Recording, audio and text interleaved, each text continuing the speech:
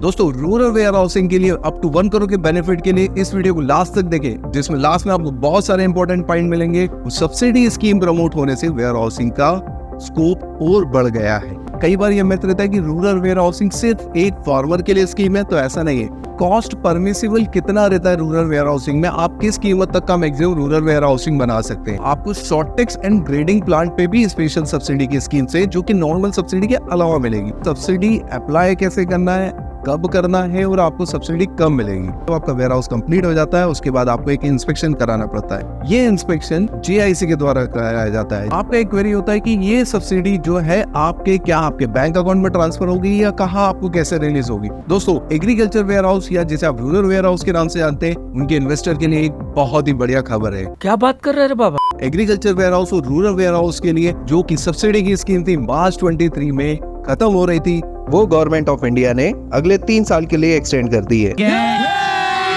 यानी आप मार्च 26 तक रूरल वेयर हाउस की स्कीम्स का बेनिफिट ले सकते हैं। आज ही उसमें इन्वेस्टमेंट कर सकते हैं, इसकी कैपिटल और इंटरेस्ट सब्सिडी का बेनिफिट ले सकते हैं। दोस्तों रूरल वेयर हाउसिंग के लिए अप टू 1 करोड़ के बेनिफिट के लिए इस वीडियो को लास्ट तक देखें, जिसमें लास्ट में आपको बहुत सारे इंपॉर्टेंट पॉइंट मिलेंगे कि इसमें वेयर हाउसिंग की सब्सिडी अप्लाई कैसे करना है और उसके बेनिफिट के लिए आपको क्या डूज है, क्या डोंट है और कैसे उसको प्रोसेस करना है। ये वीडियो आपको लास्ट तक देखने पे इंटायर डिटेल मिलेगी। इसके लिए इस चैनल को सब्सक्राइब करें और इंटायर वीडियो ध्यान से देखें। सबसे पहले हम ये जानते हैं कि रूरल वेयर हाउसिंग होता क्या है। What is rural warehousing, जिसे आप agriculture warehousing, rural warehousing या ग्रामीण गोदाम के नाम से जानते हैं। जैसे कि आपको इसके नाम से ही लगता है कि ये एक रूरल के एरिया में होना चाहिए, तो बेसिक कंडीशन इसकी है कि rural warehousing municipal area के बाहर होना चाहिए और इसमें आपको गवर्नमेंट की सब्सिडी तभी मिलती है जब आप वेयर हाउसिंग की यूनिट को म्यूनिसिपल एरिया के बाहर स्टार्ट करेंगे। अगर म्यूनिसिपल एरिया के अंदर में कोई स्पेसिफिक फूड जोन गवर्नमेंट के द्वारा आइडेंटिफाइड किया गया है, तो वहां पे आपको सब्सिडी एलिजिबिलिटी हो सकती है। अदरवाइज रूरल वेयर हाउसिंग में आपको वेयर हाउस म्यूनिसिपल लिमिट के बाहर बनाना पड़ेगा, जिससे आपका रूरल एरिया में डेवलपमेंट हो सके। दोस्तों अब ये समझते हैं कि रूरल वेयर हाउसिंग की स्कीम कब स्टार्ट हुई है और गवर्नमेंट ऑफ इंडिया का सब्सिडी स्कीम स्टार्ट करने का पर्पस क्या था। रूरल वेयर हाउसिंग की स्कीम अक्टूबर 2018 में गवर्नमेंट ऑफ इंडिया के द्वारा स्टार्ट की गई है। इसका मेन पर्पस था storage loss of agriculture crop, जो कि weather, raining in other season की वजह से खराब हो जाती है स्टोरेज में, जिसके लिए वेयर हाउसिंग की इंडिया में बहुत रिक्वायरमेंट है। सब्सिडी स्कीम प्रमोट होने से वेयर हाउसिंग का स्कोप और बढ़ गया है। दूसरा, infrastructure development in rural area, जो कि वेयर हाउसिंग से बहुत बढ़ गया। आइए इसके बारे में इंटायर डिटेल जानते हैं। दोस्तों सबसे पहले जानते हैं कि रूरल वेयर हाउसिंग कौन कौन कर सकता है। कई बार यह मिथ रहता है कि रूरल वेयर हाउसिंग सिर्फ एक फार्मर के लिए स्कीम है, तो ऐसा नहीं है। रूरल वेयर हाउसिंग इंडिविजुअल और फार्मर कर सकते हैं, FPO कर सकते हैं, NGO स्टार्ट कर सकते हैं, पार्टनरशिप फर्म है, कंपनीज है, ट्रस्ट है, सोसाइटी है, कोई भी इसमें इन्वेस्टमेंट कर सकता है। आपको उसको कंप्लाई करना है प्रॉपर। रूरल वेयर हाउसिंग की सब्सिडी की कैटेगरी 2 पार्ट में डिवाइड की गई है। पहली कैटेगरी जिसमें ST, SC, वुमेन्स एंटरप्रेनर के लिए सब्सिडी की लिमिट मैक्सिमम सीलिंग लिमिट 33% है और अदर कैटेगरी इन इंडिविजुअल फर्म उसमें है तो इसकी मैक्सिमम कैपिटल सब्सिडी की लिमिट 25% है। जिसमें रूरल वेयर हाउसिंग में अगर 33% सब्सिडी मिल रही है तो उसकी मैक्सिमम सीलिंग लिमिट 1 करोड़ है एंड अदर कैटेगरी के लिए मैक्सिमम सीलिंग लिमिट 75 लाख है, जो कि 25% है। अगर आप जॉइंट ओनरशिप में कोई रूरल वेयर हाउसिंग स्टार्ट कर रहे हैं तो उसके लिए आपका जो मिनिमम एलिजिबिलिटी होगी वो आपका 25% जाएगी। अगर उसमें एक मेल और फीमेल है तो जो मिनिमम सब्सिडी सीलिंग लिमिट है आपको वो ही मिलेगी। आप रूरल वेयर हाउसिंग आपकी इंडिविजुअल खुद की लैंड पे भी स्टार्ट कर सकते हैं या फिर उसको लीज प्रॉपर्टी पर भी लेके स्टार्ट कर सकते हैं। लीज टेनर की मिनिमम टाइम टेनर 15 ईयर्स होना चाहिए, जो कि रजिस्टर्ड लीज होना चाहिए, तो भी आप उस लैंड पर रूरल वेयर हाउसिंग का सेटअप कर सकते हैं। दोस्तों अब हम ये जानते हैं कि कॉस्ट परमिसिबल कितना रहता है रूरल वेयर हाउसिंग में, आप किस कीमत तक का मैक्सिमम रूरल वेयर हाउसिंग बना सकते हैं। जब भी आप रूरल वेयर हाउस का कंस्ट्रक्शन करते हैं तो इसमें 3 कैटेगरी में इसको फाइनलाइज किया जाता है। सबसे पहले मैक्सिमम सीलिंग लिमिट आइडेंटिफाइड या finalise by government of India department के द्वारा जो फाइनल की गई है। दूसरा एक आती है आपकी कॉस्टिंग, जो कि आपके बैंक के द्वारा प्रोजेक्ट रिपोर्ट के द्वारा फाइनल की गई है, या फिर आपके CA सर्टिफाइड जो रूरल वेयर हाउसिंग की कॉस्टिंग है। उन तीनों में से जो मिनिमम कॉस्ट होती है उसके ऊपर आपको वेयर हाउसिंग की सब्सिडी मिलेगी। दोस्तों रूरल वेयर हाउसिंग की कॉस्टिंग को 2 कैटेगरी में डिवाइड किया गया है। जिसमें से पहली कैटेगरी है 50 मैट्रिक टन से 1000 मैट्रिक टन की। 1000 मैट्रिक टन की रूरल वेयर हाउसिंग की कॉस्टिंग में 3500 पर मैट्रिक टन मैक्सिमम कॉस्ट को कंसिडर किया जाता है, और जिसमें आपको सब्सिडी लिमिट अगर आपका स्पेशल कैटेगरी 33% में आ रहा है तो इसमें आपको 1666 रुपये 55 पैसे 166.55 रुपीज पर मैट्रिक टन की सब्सिडी मिल सकती है। अगर अदर कैटेगरी में आता है तो कॉस्टिंग लिमिट सेम रहेगी 3500 रुपीज स्क्वायर फीट, और इसमें आपको जो सब्सिडी मिलेगा वो 875 रुपये पर मैट्रिक टन पे मैक्सिमम मिल सकता है। दूसरी कैटेगरी इसमें आती है 1000 मैट्रिक टन से 10,000 मैट्रिक टन की। इसकी maximum selling limit government of India के हिसाब से 3000 रुपये पर मैट्रिक टन होती है। सपोज करके एक एग्जाम्पल लेते हैं कि अगर आपने 5000 मैट्रिक टन का एक वेयर हाउस बनाया जिसकी कॉस्टिंग मैक्सिमम परमिसिबल जो होगी वो 3000 रुपये पर मैट्रिक टन के हिसाब से 1.5 करोड़ निकलेगी, और 33% सब्सिडी में अगर आप कैटेगरी में जाते हैं तो आपको उसमें 50 लाख का मैक्सिमम सब्सिडी मिलेगा। इसके अलावा अगर आप 25% कैटेगरी में जाते हो तो उसके अकॉर्डिंगली सब्सिडी मिलेगा, but maximum cost 1000 metric ton से लेकर 10,000 मैट्रिक टन के लिए 3000 रुपये पर मैट्रिक टन होगी, और उससे नीचे के लिए आपका 3500 रुपये पर मैट्रिक टन होगी। ये आपकी कॉस्टिंग लिमिट है जो आपको ध्यान रखनी है। इसमें मैक्सिमम सेलिंग लिमिट 1,75,00,000 रही है। रूरल वेयर हाउसिंग में वेयर हाउस के अलावा आपको शॉर्टेक्स एंड ग्रेडिंग प्लांट पे भी स्पेशल सब्सिडी की स्कीम से जो कि नॉर्मल सब्सिडी के अलावा मिलेगी।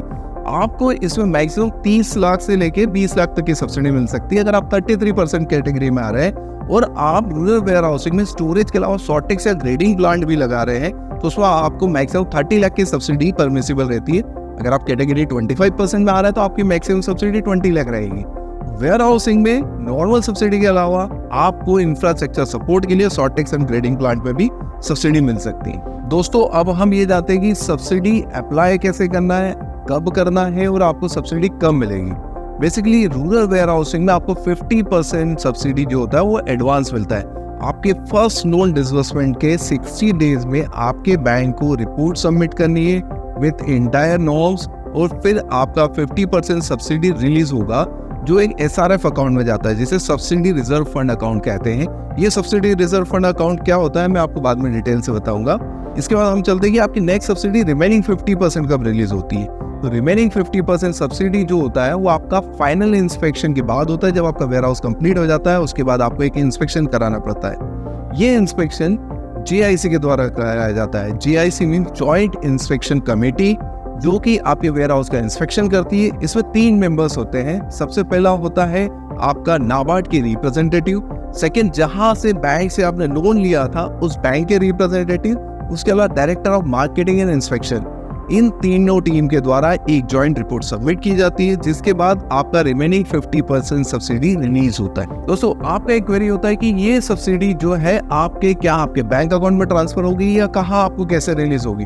तो बेसिकली ये सब्सिडी रिजर्व फंड अकाउंट होता है, जिसे कुछ बैंक SRF कहती है, कुछ बैंक CRF कहती है, subsidy reserve fund account. Suppose करके आपका 1.5 करोड़ का प्रोजेक्ट था जिसमें आपने 1 करोड़ का लोन लिया था और आपकी subsidy entire subsidy 50 lakh release हो गई। ये सब्सिडी बैंक एक रिजर्व फंड अकाउंट में पार्क करेगी और आपके 1 करोड़ के लोन में से आपको 50 लाख के लोन पे इंटरेस्ट चार्ज होगा, और रिमेनिंग 50 लाख के लोन पे आपका 0% का इंटरेस्ट चार्ज होगा, क्योंकि आपका सब्सिडी का फंड बैंक के पास पहुंच चुका है और वो लास्ट में सेटल होगा। तो आपको इंटायर टेनर तक रूरल वेयर हाउसिंग का ऑपरेट करना रहेगा, तभी आपकी ये फाइनल सब्सिडी मैच्योर होगी। दोस्तों, अब हम ये जानते हैं कि आपको ये प्रोजेक्ट कितने टाइम में कंप्लीट करना है। बेसिकली इसका मैक्सिमम टाइम परमिसिबल लिमिट होती है 18 मंथ, जो कि आपके फर्स्ट लोन डिसबर्समेंट डेट से काउंट होती है। जब बैंक ने आपको लोन सैंक्शन किया और जो डिसबर्समेंट किया उसके विद इन 18 मंथ आपको प्रोजेक्ट कंप्लीट करके फाइनल सबमिशन करना है। इसके अलावा आपको 6 मंथ का एक्सटेंशन में मिलता है, बट वो विद पेनल्टी मिलता है। अगर आपका प्रोजेक्ट आफ्टर 18 मंथ डिले होता है तो आपको 0.5% की पेनल्टी लगती है, जो कि आपकी सब्सिडी से माइनस होती है, जो कि मंथली होती है। हम एग्जांपल के लिए लेते हैं कि अगर आपका प्रोजेक्ट 18 मंथ में कंप्लीट होना था और आपने उसमें 4 महीने का एक्सटेंशन ले लिया, तो 0.5% के हिसाब से 0.5 मल्टीप्लाई 4 इक्वल टू आपका 2% का सब्सिडी जो है कैपिटल का, वो आपको एज ए पीनल माइनस हो जाएगा, और आपकी सब्सिडी अगर 25% है तो आपको 23% मिलेगी। या आपकी सब्सिडी 33.33 थी तो आपको 31.33 मिलेगी। तो आपको प्रोजेक्ट को विद इन 18 मंथ कंप्लीट करना मैंडेटरी है। For benefit of entire capital subsidy. अब हम ये जानते हैं कि जब आप रूरल वेयर हाउसिंग को ऑपरेट करते हैं तो इसमें आपकी परमिसिबल एक्टिविटीज क्या क्या है। इसका डिटेल चार्ट मैंने स्लाइड में दिया हुआ है, बट इसका बेसिक कॉन्सेप्ट समझते हैं सबसे पहले कि जो आप रूरल वेयर हाउसिंग करें इसमें आपका रॉ एग्रीकल्चर को आप स्टोरेज करने के लिए परमिसिबल है। तो आप रॉ स्टोरेज कर सकते हैं, बट आप पैक्ड फूड पे जाते हैं तो ये आपके लिए परमिसिबल नहीं है। इसके लिए एक अलग स्कीम होती है जो मैं आपको नेक्स्ट वीडियो में बताऊंगा कि वो सब्सिडी स्कीम्स क्या होती है। यहाँ पे आपको रॉ रखना है, आप पल्सेस रख सकते हैं, आप वीट्स रख सकते हैं, बट आप प्रोसेस प्लांट पे जाते हैं तो वो सब्सिडी आपके लिए परमिसिबल नहीं होती है। जैसे कि हम एक एग्जांपल के लिए समझते हैं कि आपने कोई पल्सेस का स्टोरेज किया तो उसकी सॉर्टेक्स एंड ग्रेडिंग कर सकते हैं, बट आप उसको पैक्ड फूड में कन्वर्ट करते हैं तो रूरल वेयर हाउसिंग में वो एक्टिविटी परमिसिबल नहीं है। It would count as a commercial activity of food processing. तो आपको रूरल वेयर हाउसिंग में रॉ स्टोरेज के लिए सब्सिडी मिलेगी। इसमें जो परमिसिबल एक्टिविटीज हैं उसका चार्ट को आप पॉज करके वीडियो में इंटायर एक्टिविटी को चेक कर सकते हैं कि इसमें क्या क्या परमिसिबल है, क्या क्या परमिसिबल नहीं है। बट बेसिक कॉन्सेप्ट, आप रॉ क्रॉप को रखेंगे तो आपको परमिसिबल है, बट आप उसको पैक्ड फूड या पैक्ड मटेरियल की तरफ लेके जाएंगे तो it would be like a commercial business. तो आप उसको कमर्शलाइज नहीं कर सकते। आपको रूरल बेस इंडस्ट्री के लिए ये सब्सिडी मिल रही है, तो आपको रूरल की एग्री बेस स्टोरेज के लिए ही ये परमिसिबल रहेगा। दोस्तों इसके बाद मैंने एक चार्ट अटैच किया जिसमें नेगेटिव लिस्टिंग है कि अगर आप इसमें से कौन कौन सी एक्टिविटी जो कि रूरल से रिलेटेड है नहीं कर सकते हैं, तो इस एक्टिविटी के चार्ट को आप डाउनलोड कर लें या पॉज करके चेक करें तो आपको सारा क्लियर हो जाएगा कि इसमें कौन कौन सी एक्टिविटी परमिसिबल नहीं है। तो दोस्तों अभी हमने इंटायर डिटेल जानी कि रूरल वेयर हाउसिंग होता क्या है, उसमें सब्सिडी कितनी है और कैसे मिलती है। अब आपको मैं नेक्स्ट वीडियो में ये बताऊंगा कि आपको इंटरेस्ट सब्सिडी क्या है, उसकी स्कीम्स के बेनिफिट क्या है और वो कैसे मिलेंगी। इसके अलावा मैं आपको नेक्स्ट वीडियो में बताऊंगा कि आपको रूरल वेयर हाउसिंग के लिए कितना लैंड का रिक्वायरमेंट है, क्या स्ट्रक्चर बनाना है और उसके लिए बैंक फाइनेंस के लिए आपको कैसे प्रोसेस करना है। अगर आपको सब्सिडी बेनिफिट की स्कीम के बारे में और डिटेल जानना है या आप किसी बैंक फाइनेंस में आपको कोई प्रॉब्लम आ रही है तो मेरे दिए हुए नंबर पे आप मुझे व्हाट्सअप करें, मैं आपको हेल्प करूंगा आपके शहर में for right bank and right deal. Connected रहे फिनटेक अलंकार।